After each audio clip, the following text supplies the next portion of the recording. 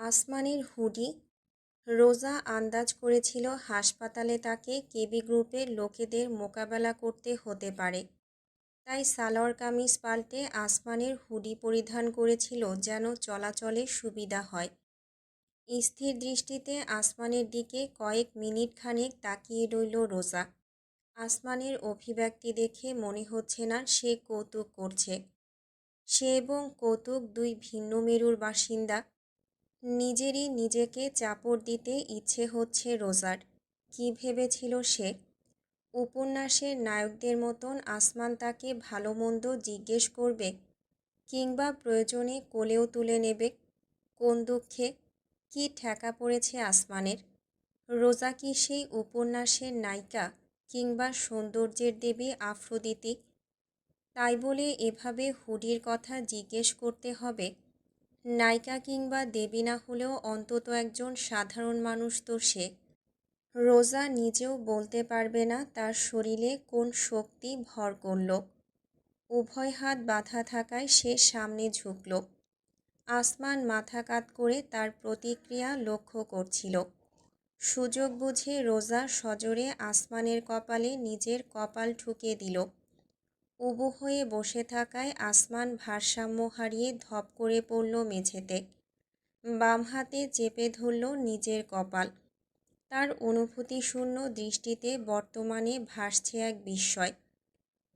What was that for? শুকুরিয়া করুন হাত মুক্ত নেই, থাকলে চড় দিতাম। দাঁতে দাঁত পিষে উচ্চারণ করল রোজা। তার ক্ষোভ লক্ষ্য করে আসমান নিজের কপাল ডলতে ডলতে নিঃশব্দে চেয়ে রইল। এই মেয়ের মাঝে ভয় ডরের অনুভূতি উধাও হলো কবে? প্রথম প্রথম তো আসমানকে দেখলেও কাঁপাকাঁপি করার অভ্যেস ছিল, আর এখন কিনা ষাঁড়ের মতো গুতাতেও ছাড়ছে না। এ কি মুসিবত! আসমান এবং রোজার মধ্যাকার অস্বস্তিকর নীরবতা ছেদ করল লিফটের ডিং করে শব্দে। উভয়ই নজর ঘুরিয়ে তাকালো।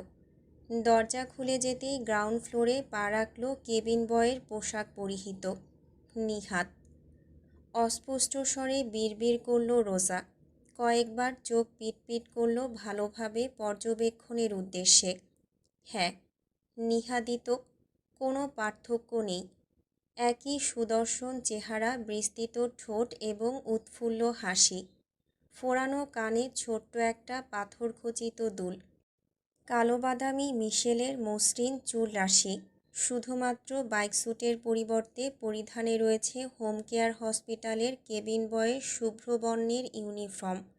লিফট থেকে বেরিয়েই চারিদিকের ধ্বংসযজ্ঞ খেয়াল করে নিহাদের ঠোঁটে তির্যক হাসির উৎপত্তি ঘটল। মৃতদেহ ডিঙিয়ে এগোতে এগোতে সে বলল, এভরিথিং ক্লিয়ার। সিসিটিভি রুমে সবাই ফিনিশ, ফুটেজও ডিলিট, আর গ্র্যান্ডপা ইজ স্লিপিং পিসফুল্লি। কাকে রিপোর্ট প্রদান করছে সে? কি অদ্ভুত! বিস্ফোরিত দৃষ্টিতে আসমানের দিকে তাকালো রোজা। এই বান্দা কি নিহাতকেও জড়িয়েছে সবের মাঝে? আসমান অবশ্য রোজার দিকে চেয়ে নেই। তার দৃষ্টি এগিয়ে আসতে থাকা নিহাদের উপর আবদ্ধ। ডক্টর ওয়াসিম আহমেদও বর্তমানে ঠিক আছেন। শেষ বাক্যটি উচ্চারণ করে আসমানের সামনে এসে থামল নিহাত। আসমান উঠে দাঁড়ালো। মৃদু কণ্ঠে ব্যক্ত করল, গুড ওয়ার্ক। বিস্তর হাসল নিহাত। দুই আঙ্গুলে আসমানের উদ্দেশ্যে স্যালুট ঠুকে পরক্ষণে মেঝেতে বসে থাকা হতবাক রোজার দিকে তাকালো সে। ভ্রুজোড়া তার উঁচু হয়ে উঠল কৌতুকের ভঙ্গিতে। জিহ্বা দাঁতে ঠেকিয়ে চুকচুক শব্দ করে আফসোসের সাথে সে বলল, ও পোর থিং। তেতে উঠল রোজা। জিভ বের করে তাকে ভেঙিয়ে হাসতে হাসতে তার হাতের দড়ি খুলতে আরম্ভ করল নিহাত। আসমান চারিপাশে একবার নজর বুলিয়ে কাঁধের উপর দিয়ে পেছনে তাকিয়ে হঠাৎ বিড়বিড় করল, ডোন্ট প্রভোক, শি বাইটস। আনমনে নিজের কপালে আঙুল বোলালো আসমান। নিজের কপালে কোমল স্পর্শে নিদ্রাভঙ্গ হল ইউনুস রহমানের। অতি যত্ন এবং ভালোবাসার মিশ্রিত এই স্পর্শ কার অনুভবে তার মোটেও বেগ পোহাতে হলো না। মিটমিট করে চোখ মেলে চাইলেন তিনি। নিজের উপর ঝুঁকে থাকতে দেখলেন হাস্যোজ্জ্বল মায়াবী চেহারাটি। তার শুষ্ক ঠোঁটে মুহূর্তেই পরিস্ফুটিত হলো হাসির পুষ্পধারা। চড়ুই। নিজের দাদুর কপালে ঠোঁট ছোঁয়ালো রোজা। বিড়বিড় করল, কেমন আছো দাদু? খুব ভালো। তোমার কপালে কি হয়েছে? চিন্তিত হয়ে শুধালেন ইউনুস। তাতে নিজের কপালের ব্যান্ডেজ ছুঁয়ে রোজা বিস্তর হেসে জানালো, চিন্তা করো না দাদু, তেমন কিছু নয়। ওই বাথরুমে পা পিছলে পড়ে গিয়েছিলাম। হে হে। দেখে শুনে চলতে পারো না? বেশি ব্যথা পেয়েছ? দেখি। না দাদু, একদম না। হালকা একটু ছিলে গেছে শুধু। আমি একদম ঠিক আছি। একটা দীর্ঘশ্বাস ফেললেন ইউনুস। তারপর বললেন, আচ্ছা, কিন্তু তুমি এই সময়ে এখানে? আর চোখে দেয়াল ঘড়ির দিকে চাইলেন ইউনুস। রাত 11টা প্রায়। এত রাত্রিতে সাধারণত রোজা তার সঙ্গে দেখা করতে আসে না। আমি তোমাকে নিয়ে যেতে এসেছি দাদু, বাড়িতে। রোজার মিষ্টি কণ্ঠে ইউনুস বিস্মিত হয়ে রইলেন। বাড়িতে মানে? কিছুই তার বোধগম্য হচ্ছে না। তিনি উঠে বসতে চাইলে রোজা তাকে সাহায্য করল। বালিশ রেখে তাতে হেলান দিয়ে দিল। কিছুটা সময় দীর্ঘ প্রশ্বাস গ্রহণ করে রোজার দিকে ফিরতেই দ্বিতীয় দফায় চমকিত হলেন ইউনুস। তার কেবিনে রোজা একলা নয়, আরও একজন উপস্থিত রয়েছে। কেবিনের দরজায় হেলান দিয়ে দাঁড়িয়ে আছে একটা ছেলে। পরনে টি শার্ট এবং গ্যাবার্ডিন, মুখে ফেস মাস্ক এবং মাথায় সানক্যাপ। বুকের ওপর দুই বাহু গুটিয়ে রেখে স্থির দৃষ্টিতে তাকিয়ে আছে। তার সঙ্গে দৃষ্টি মেলানোর পরেও টু শব্দ করল না সে, এমনকি এক চুল নড়ল না পর্যন্ত। নিজের দাদুকে দরজার সঙ্গে দাঁড়ানো আসমানের দিকে তাকিয়ে থাকতে দেখে রোজা কিছুটা বিব্রত অনুভব করল। কণ্ঠ পরিষ্কার করে সে ফিরল দাদুর দিকে। তার কোনো উপায় নেই, লুকিয়ে রাখার অর্থ হয় না। কিছুক্ষণ আগে পোশাক পরিবর্তন করে নতুনভাবে নিজেদের তৈরি করে এই কেবিনে ঢোকার পূর্বে তেমনই সিদ্ধান্ত নিয়েছে সে এবং আসমান। দাদু, তোমাকে একটা কথা বলার ছিল। ইতস্তত করে মৃদু কণ্ঠে বিড়বিড় করল রোজা। ইউনুস রহমান প্রশ্ন করলেন না, শুধু চেয়ে থাকলেন নিজের নাতনির মুখপানে। রোজা ইশারা করতেই আসমান এগিয়ে এলো। কেবিন বেডের পাশে দাঁড়াতেই রোজা তার বাহু স্পর্শ করল আলতোভাবে। অতঃপর নিজের দাদুর দিকে ফিরে জোরপূর্বক হাস্যোজ্জ্বল অভিব্যক্তিতে জানালো, ও, উনি নীল, আমার বয়ফ্রেন্ড। নিজের দাদুর কণ্ঠে শব্দটি শুনে চমকে উঠল রোজা। শুধুমাত্র সেই নয়, বরং সদা নির্বিকার আসমান পর্যন্ত ভ্রু তুলে চাইল বৃদ্ধের পানে। একটা স্নিগ্ধ হাসি ছড়িয়ে পড়ল ইউনুস রহমানের অধর জুড়ে। রোজা ভীষণ ভয়ে ছিল ব্যাপারটি তার দাদু ঠিক কিভাবে নেবে তা ভেবে। কিন্তু তিনি এতটাও খোলামেলা আচরণ করবেন কিংবা খুশি হবেন সেটা সে নিজেও উপলব্ধি করেনি। হ্যাঁ হ্যাঁ, ঠিক ধরেছি, তাই না? আমার চোরেও তাহলে অবশেষে একটা বয়ফ্রেন্ড জুটিয়ে ফেলল। হাজবেন্ড। অতর্কিতে ঘোষণা করল আসমানের বজ্র কণ্ঠস্বর। হতবম্ব রোজা ফ্যালফ্যাল করে চেয়ে থাকল। অপরদিকে ইউনুসের হাসি ম্রিয়মাণ হয়ে এলো। তিনি কিঞ্চিৎ বিস্মিত হয়ে তাকিয়ে থাকলেন আসমানের দিকে। তৎক্ষণাৎ হস্তক্ষেপ করল রোজা। ইউনুসের উভয় হাত নিজের মুঠোয় নিয়ে আকুতি করল, আমি খুবই দুঃখিত দাদু। আসলে আমি জানি না বিষয়টা তোমাকে ঠিক কিভাবে। আমি চাইনি তুমি সম্পূর্ণ সুস্থ হওয়ার আগে, কিন্তু আমি জোর করেছিলাম বিয়ের জন্য। অন্যদিকে তাকিয়ে কথাটা বলল আসমান। তার কণ্ঠে স্পষ্ট অস্বস্তি প্রকাশ পেল। দীর্ঘ মিনিট দেড়েক নিশ্চুপ রইলেন ইউনুস। রোজা মাথা নিচু করে রাখল নিজের। দাদুর দৃষ্টিতে দৃষ্টি মেলানোর সাহস সে করছে না। ইউনুস রহমানের মৃদু কণ্ঠ রোজাকে বাস্তবে ফিরিয়ে আনল। কতদিন হয়েছে বিয়ের? 1 মাস। ওড়নার খুঁট চেপে ধরে উত্তর করল রোজা। দ্বিতীয় দফায় নীরবতা। অতঃপর, আমার কাছে এসো চড়ুই। দাদু, আমি সরি। নিজের দাদুর বক্ষে রোজা নিজেকে বিলীন করল। তাকে বাহুডোরে আগলে নিয়ে মাথায় স্নেহের চুম্বন এঁকে হাসলেন ইউনুস। খোদা আমার প্রার্থনা কবুল করেছেন, আলহামদুলিল্লাহ। মাথা তুলে অশ্রুসিক্ত নয়নে দাদুর দিকে চাইল রোজা। তার আখিজোড়া বেয়ে গড়িয়ে নামা অশ্রুর ফোঁটা নিজের বৃদ্ধাঙ্গুলি ব্যবহার করে মুছে দিলেন ইউনুস। আমার চড়ুই জীবনে একটু সুখের দেখা পেয়েছে। আমার সকল শখ পূরণ হয়েছে। আর কিছু চাই না এই জীবনে। হয়তো এবার শান্তিতে খোদার কাছে ফিরে যেতে পারবো। না দাদু, প্লিজ, এমন কথা বলো না। আমার কষ্ট হয়। হেসে পুনরায় রোজাকে বুকে আগলে নিয়ে তার মাথায় স্নেহের হাত বুলিয়ে দিলেন ইউনুস। তার বুকে মাথা গুজে নিজেকে প্রশান্ত করল রোজা। উষ্ণতায় পরিপূর্ণ হয়ে উঠেছে তার অন্তর। সে কল্পনাও করেনি যে ইউনুস রহমান তার বিয়ের বিষয়টাকে এতটা সহজভাবে নিতে পারেন। হয়তো পরিস্থিতি তাকে তেমন প্রতিক্রিয়া করতে বাধ্য করেছে। তথাপি অদ্ভুত এক অপরাধবোধ হচ্ছে রোজার। দাদুকে এক মিথ্যা সম্পর্কের আশ্বাস প্রদান করতে হচ্ছে তাকে। কোনোদিন যদি মানুষটি তার লুকায়িত সকল রহস্য উদ্ঘাটন করে ফেলে, সেদিন কি আর মানুষটির সামনে মুখ তুলে দাঁড়াতে পারবে রোজা? আসমানের দিকে ফিরলেন ইউনুস। কাঁপা কাঁপা হাত বাড়াতেই আসমান সামনে মাথা ঝোঁকালো। তার ক্যাপের উপর হাত বুলিয়ে দিয়ে ইউনুস রহমান শুধালেন, তোমার পুরো নাম কি বাবা? নীলাদ্রি রেমান নীল। কী করো? ব্যবসা।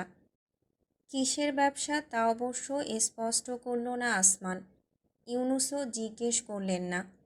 তার পূর্বেই রোজা হস্তক্ষেপ করল, দাদু, তুমি ওনার সাথে পরেও আলাপ করতে পারবে। এখন দেরি হয়ে যাচ্ছে। আমাদের বাড়িতে যেতে হবে। আমি তোমার সকল জিনিসপত্র তুমি ঘুম থেকে ওঠার আগেই গুছিয়ে নিয়েছি। চলো এখন। নতুন বাড়ি নিয়েছো বলতে কি তুমি এটাই বুঝিয়েছিলে চড়ুই? আসমানকে ইঙ্গিত করে জিজ্ঞেস করলেন ইউনুস। তাতে রোজা কিঞ্চিত লজ্জাবোধ করে দৃষ্টি সরিয়ে নিল। দ্রুত বিষয় পরিবর্তনের উদ্দেশ্যে বলল, ডক্টর ওয়াসিমের সঙ্গে আমার কথা হয়েছে। তোমাকে বাসায় রেখে চিকিৎসা দেওয়া সম্ভব। শুধু থেরাপির জন্য হাসপাতালে নিতে হবে। নার্সও থাকবে তোমার সেবা শুশ্রূষার জন্য। আমিও থাকব। বহুদিন বাদে রোজার চেহারায় পরিপূর্ণতার এক হাসি দেখতে পেলেন ইউনুস। তাতে তার হৃদয় সিক্ত হয়ে উঠল। কিন্তু দৃষ্টি ফিরিয়ে মাথা নাড়লেন তিনি। না না দাদু ভাই, আমি কিভাবে তোমার শ্বশুরবাড়িতে বোঝা হয়ে যাই? দাদু, কি বলছো তুমি? এমন বলো না, দোহাই লাগে তোমার। হাহাকার করে উঠল রোজা। কিন্তু ইউনুস রহমান মানতে নারাজ। তার নাতনি একা হলে একটা কথা ছিল, কিন্তু তার স্বামীর ঘরে তার সংসারে নিজের উপস্থিতি তার কাছে অবাঞ্ছিত মনে হচ্ছে। নিজের ছেলের সংসারেই টিকতে পারেননি তিনি। নাতনি জামাইয়ের সংসারে কি করেই অসুস্থ শরীরে বোঝা হয়ে দাঁড়াবেন? আপনি যদি ভেবে থাকেন যে আপনি আমাদের জন্য বোঝা হয়ে দাঁড়াবেন, তাহলে আপনার জানা উচিত যে আপনি না গেলেই বরং আমাদের জন্য তা অধিক চিন্তার কারণ হবে। আসমানের অতর্কিত বক্তব্যে ঝট করে ঘুরে তাকালো রোজা। এই ছেলে কি পাগল হয়ে গেল? দাদুকে এসব বলছে কেন? ইউনুস রহমানও দ্বিধান্বিত হয়ে পড়েছেন। বুকের উপর উভয় বাহু ভাঁজ করে আসমান নিজের বক্তব্যে যুক্ত করল, আপনি হাসপাতালে থাকলে উনি সব সময় চিন্তা করেন। আমাকে অসুখী দেখতে হয় তাকে। আমি তা চাই না। আমার মনে হয় না আপনার নাতনিকে সুখী করার জন্য এর চেয়ে ভালো কোনো উপায় রয়েছে। আসমান একটি কথাও সত্যি বলেনি জানা সত্ত্বেও রোজা অনুভব করল তার হৃদস্পন্দন গতি পরিবর্তন করেছে। কেমন তাললয় সহযোগে স্পন্দিত হচ্ছে। এক অদ্ভুত মাধুর্য অনুভূত হচ্ছে অন্তরে। একটা ঢোক গিলে ঠোঁটে ঠোঁট চেপে রইল রোজা। অবাধ্য হৃদয়কে সান্ত্বনা দিতে চেষ্টা করল। ইউনুস রহমান দীর্ঘ এক মুহূর্ত জুড়ে তাকিয়ে থাকলেন আসমানের দিকে। এই ছেলে তার দেখা পুরুষ মানুষদের থেকে কিছুটা ভিন্ন। অন্য কেউ হলে হয়তো তাকে বলতো, আপনার নিজের বাড়ি মনে করেই থাকবেন, আমি আপনার সকল দায়িত্ব পালন করব। এই ধরনের মুখে মধু এবং অন্তরে বিষ মিশ্রিত কথাবার্তা। কিন্তু এই ছেলেটি তা করেনি। সে একবারও বলেনি যে সে তার ভরণ পোষণের দায়িত্ব নেবে বা তার জন্য সব কিছু করবে এমন কিছু। এই ছেলে তাকে তার স্ত্রীর সুখের জন্য অনুরোধ করেছে। তার স্বার্থ রয়েছে। সে চায় তার স্ত্রী ভালো থাকুক। সেই প্রয়োজনে সে যে কোনো কিছু করতে প্রস্তুত। ব্যাপারটা তার সততার প্রকাশ ঘটাচ্ছে। কোনো ঘোরালো পেঁচানো বক্তব্য সে রাখেনি। অদ্ভুত এক রহস্যের অস্তিত্ব তিনি টের পাচ্ছেন, যা অবস্থান করছে এই ছেলের অব্যয় থেকে আরম্ভ করে অন্তর পর্যন্ত। ঠিক আছে দাদু, ইউনুস রহমান আস্তে করে জবাব দিতেই রোজা তাকে জড়িয়ে ধরল শক্ত করে। মৃদু হাসলেন ইউনুস। যদিও এত রাতে হঠাৎ রোজা আর তার স্বামীর আগমন এবং তাকে এক্ষুনি নিয়ে যাওয়ার বায়নায় তিনি অবাক হয়েছেন, তবুও তার নাতনির প্রতি দৃঢ় আস্থা তাকে সকল প্রকার অশুভ চিন্তা থেকে বিরত থাকতে সাহায্য করল। দাদুকে বুকে আগলে রেখে দৃষ্টি ঘুরিয়ে আসমানের দিকে চাইল রোজা। তার সেই দৃষ্টিতে কৃতজ্ঞতা ঝরে পড়ল। আসমান অল্প একটু মাথা দুলিয়ে উল্টো ঘুরল। মেঝে থেকে কিছুক্ষণ আগে রোজার গুছিয়ে রাখা ব্যাগটা তুলে সে বলল, গ্যারেজে আসুন, আমি গাড়িতে অপেক্ষা করছি। এইটুকু বলেই আসমান বেরিয়ে গেল। রোজা জানে ইউনুস রহমানকে পিছনের গ্যারেজের পথ দিয়ে নিয়ে যেতে হবে, যেন সামনের গ্রাউন্ড ফ্লোরের ধ্বংসযজ্ঞ তার চোখে না পড়ে। হাসপাতালের সম্মুখ সড়কেই রাতের আধারের পর্দার অন্তরালে অবস্থান করছে নিহাত। এখনও পর্যন্ত তার রিপোর্ট বলছে সব কিছু স্বাভাবিক। কেবি গ্রুপ ঘটনা আজ করেনি, খুব দ্রুতই অবশ্য করবে, কারণ হাসপাতাল কর্তৃপক্ষ বেশিক্ষণ নির্বিকার থাকবে না। এতক্ষণে অন্যান্য ফ্লোরে অবস্থানরত রোগী এবং নার্সগণ নিশ্চয়ই টের পেয়েছে অস্বাভাবিকতা। সব কিছু উন্মোচিত হয়ে যাওয়ার আগেই রোজা এবং তার দাদুকে নিয়ে এই জায়গা পরিত্যাগ করতে হবে আসমানকে। শহরটির নাম ভেনিস। ব্যস্ততায় পরিপূর্ণ সেন্ট মার্কস স্কয়ার মূল প্রাণকেন্দ্র বলে কথা। গ্রীষ্মের আগমনী বার্তা ছড়িয়ে গগনে উঁকি দিয়ে চলেছে সূর্যরাজ। তাপমাত্রা ওঠানামা করছে আরামদায়ক 17 ডিগ্রি সেলসিয়াস থেকে আরম্ভ করে 26 ডিগ্রি পর্যন্ত। ইতালির উত্তর প্রান্তে অবস্থিত ভেনিস বিখ্যাত এর অভ্যন্তরীণ ক্যানেল যোগাযোগ ব্যবস্থা, ঐতিহাসিক স্থাপনা এবং অতুলনীয় প্রাকৃতিক সৌন্দর্যের জন্য। শহরের বুক ছেদ করে বয়ে গিয়েছে ইংরেজি এস অক্ষরাকৃতির ক্যানেল গ্রান্দে বা গ্র্যান্ড ক্যানেল, যা সর্বদাই পালন করে শহরটির যাতায়াত ব্যবস্থার প্রধান ভূমিকা। 3.8 কিলোমিটার দৈর্ঘ্যের এই ওয়াটারওয়েবে হরদম চলে নৌকা, মালবাহী জলবাহন থেকে আরম্ভ করে ঘুরতে আসা পর্যটকবাহী সব বাহন। এর উপরে অবস্থানরত রিওতা বৃষ্টিও পরিপূর্ণ থাকে সৌন্দর্যপ্রেমী কিংবা কাজের উদ্দেশ্যে যাতায়াতরত মানুষদের আনাগোনায়। তবে ভেনিসের কোনো এক প্রান্তে পাতাল কক্ষের ভেতরে শক্ত মেঝের উপর কাতরাতে থাকা ব্যক্তিটি আজের অদ্বিতীয় সৌন্দর্য অবলোকনে ব্যর্থ। সমস্ত শরীর তার অবশ হয়ে আছে যন্ত্রণায়। থেকে থেকে থমকে পড়ছে হৃদস্পন্দন। দৃষ্টিশক্তি ঝাপসা হয়েছে আরও আগেই। রক্তস্নাত শরীর ঘেমে নিয়ে একেবারে চটচটে হয়ে গিয়েছে। নড়লেই ক্ষতস্থানে ঘষা লেগে তীব্র ব্যথা ছড়িয়ে পড়ছে অঙ্গ প্রত্যঙ্গে। কালো পোশাক পরিহিত বেশ কয়েকজন লোক আশেপাশে দাঁড়িয়ে আছে নির্বিকার ভঙ্গিতে, যেন মানুষ নয় যান্ত্রিক রোবট। এমন নিষ্ক্রিয়তার ছোঁয়া তাদের পাথর কঠিন চেহারা জুড়ে। পোশাকের বুকের উপর শোভা পাচ্ছে ছোট্ট সিলভার বর্ণের প্যাঁচার মুখাব্যয়। একটা বিশেষ মোহর। কক্ষটির ঠিক মাঝ বরাবর একটা আরাম কেদারা। আলো আঁধারির খেলায় ধীরে ধীরে দোল খাচ্ছে সেটি। Catch catch. কাঠের ঘর্ষণের শব্দটি কেমন অশরীরী ঠেকছে কানে। তার সঙ্গে তাল মিলিয়ে হাওয়ায় ভেসে বেড়াচ্ছে কড়া তামাকের ঘ্রাণ। ঘ্রাণটি খুব কটু নয়, বরং কিছুটা মাদকীয় এবং আকর্ষণীয় বটে। আভিজাত্যের ছোঁয়া রয়েছে তাতে। ধোঁয়ায় পরিপূর্ণ বায়ুর আচ্ছাদনে নিঃশ্বাস আটকে আসছে।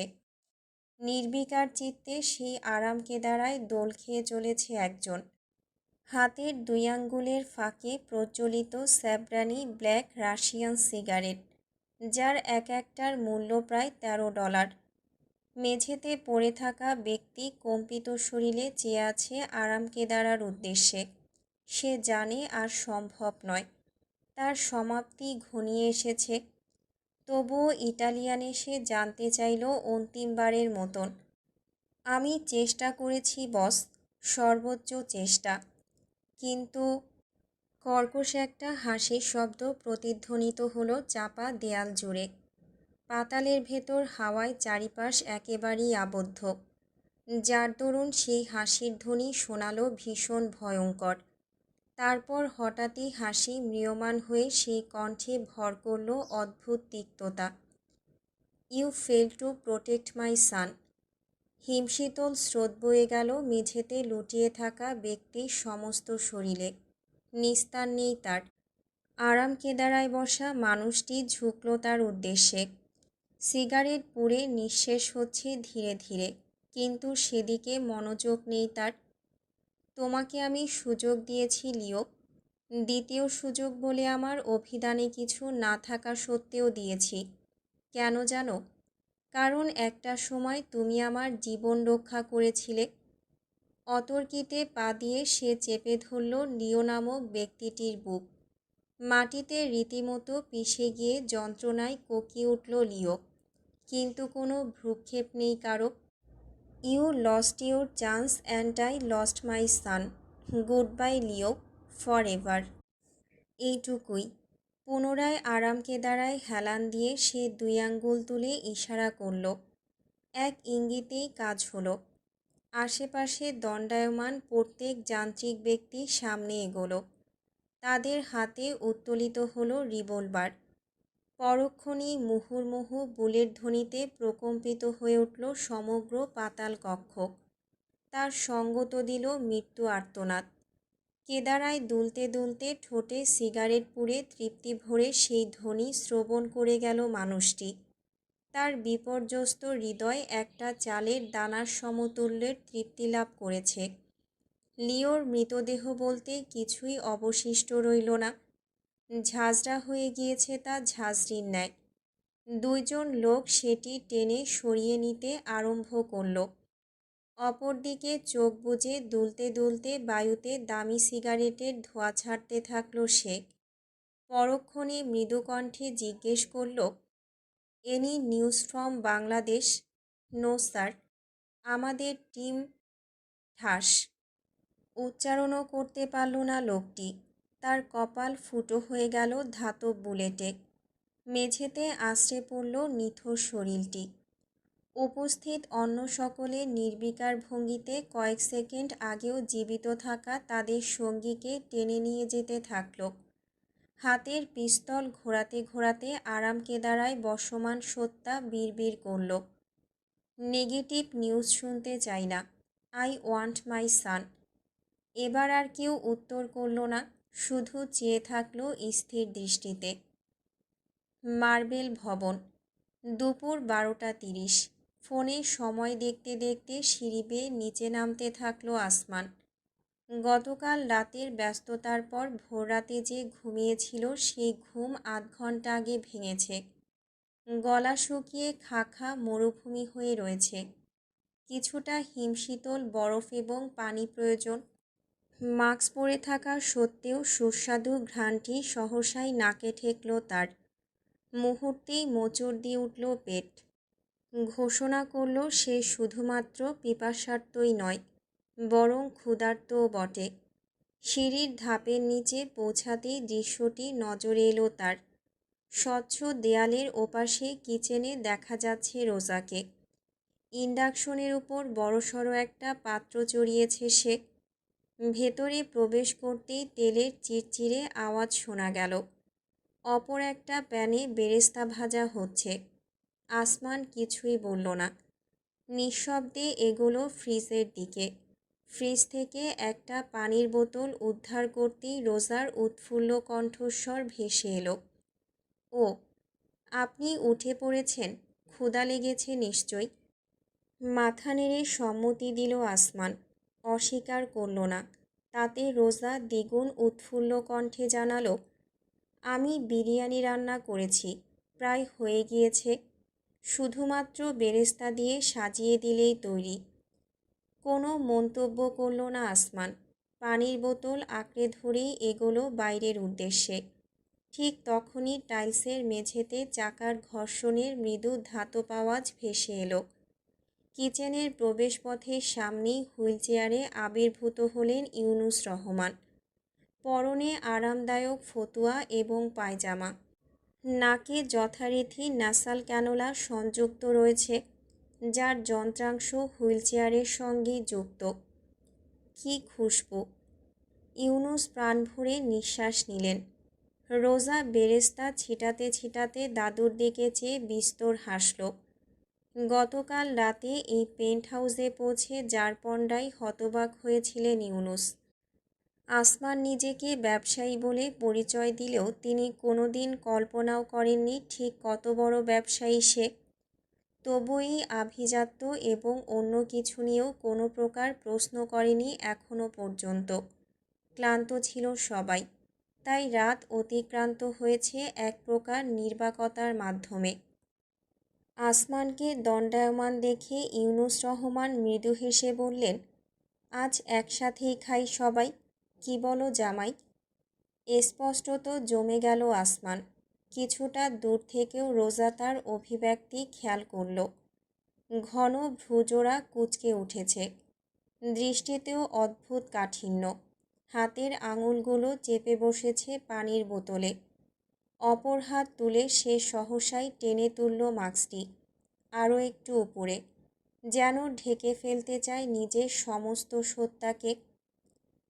আমার আমার কাজ আছে, দুঃখিত। এইটুকু বলেই আসমান ইউনুস রহমানের হুইলচেয়ার পাশ কাটিয়ে দ্রুত এগোলো সিঁড়ির দিকে। মুহূর্তেই আড়াল হয়ে গেল 2 তলায়। সেদিকে হতচকিত দৃষ্টিতে তাকিয়ে থাকলেন ইউনুস। অপরদিকে রোজা একটা নিঃশ্বাস ফেলল। আসমান এবং তার চেহারা নিয়ে রাগঢাক। রহস্যটি ক্রমশ ঘোলাটে হয়ে উঠছে। হঠাৎ করেই রোজার এই রহস্যভেদের প্রচণ্ড ইচ্ছা হচ্ছে।